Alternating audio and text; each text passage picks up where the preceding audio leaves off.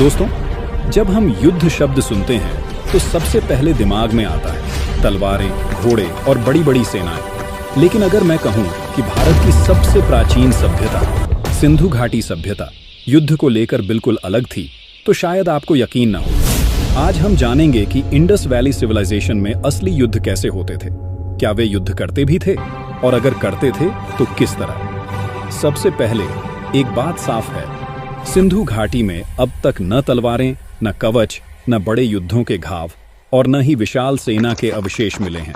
ये सुनकर लगता है कि शायद वे युद्ध नहीं करते होंगे, लेकिन सच इससे कहीं ज्यादा पेचीदा है। पुरातत्वविदों को कुछ ऐसे संकेत मिले हैं जो बताते हैं कि युद्ध कम होते थे, लेकिन जब होते थे तो वे हमारी कल्पना से बिल्कुल अलग थे। इंडस वैली का सबसे बड़ा हथियार उनका शहरों का डिजाइन था। कालीबंगा, मोहनजोदड़ो, हड़प्पा, हर जगह आपको मिलेगा। ऊंचा किला, सिटाडेल, 2 हिस्सों में बंटा शहर, चौड़ी सड़कों का जाल, हर कोने तक पानी की नालियां और सबसे महत्वपूर्ण घरों का मजबूत समान डिजाइन, ये सब किसी भी आक्रमणकारी को धीमा कर देते थे। मतलब सिंधु घाटी में युद्ध तलवार से नहीं, आर्किटेक्चर से लड़ा जाता था। कई साइट्स पर मिले सबूत बताते हैं कि यह सभ्यता सीधे सामने वाली लड़ाई कम करती थी। उनके हथियार थे आग, धुआं और घेराबंदी। युद्ध के समय अनाज के भंडार बंद कर दिए जाते, शहर के गेट मजबूत किए जाते, ऊंची दीवारों से घुसपैठियों पर पत्थर फेंके जाते, धुएं से दुश्मन को भगाया जाता। यानी यह मैन टू मैन बैटलफील्ड नहीं था, यह एक डिफेंसिव वॉरफेयर सिस्टम था। अब सवाल आता है, क्या लोग व्यक्तिगत हथियार रखते थे? हाँ, लेकिन बेहद सीमित। हमें मिले हैं ताम्र के छोटे भाले, पत्थर के तीखे औजार और कुछ जगहों पर तीर के नुकीले सिरे। ये हथियार बड़े युद्धों के लिए नहीं, बल्कि छोटे झगड़ों, आत्मरक्षा या शिकार के लिए ज्यादा उपयोग होते थे।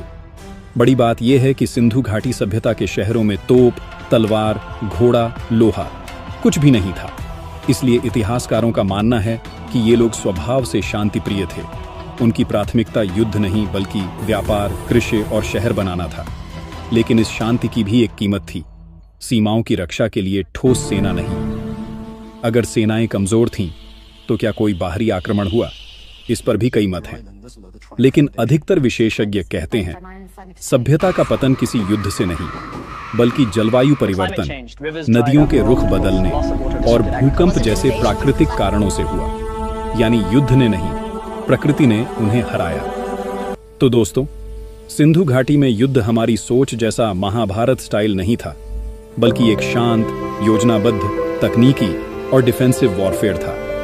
उनका असली हथियार उनकी बुद्धिमत्ता, उनका शहर और उनकी व्यवस्था थी। शायद इसी कारण यह सभ्यता हजारों साल तक फलती फूलती रही। अगर आपको यह वीडियो जानकारीपूर्ण लगा और आप ऐसे ही और भी ऐतिहासिक, आर्थिक और धार्मिक विषयों से जुड़ी गहन और शोध आधारित जानकारियां देखना चाहते हैं, तो चैनल को सब्सक्राइब करना न भूलें।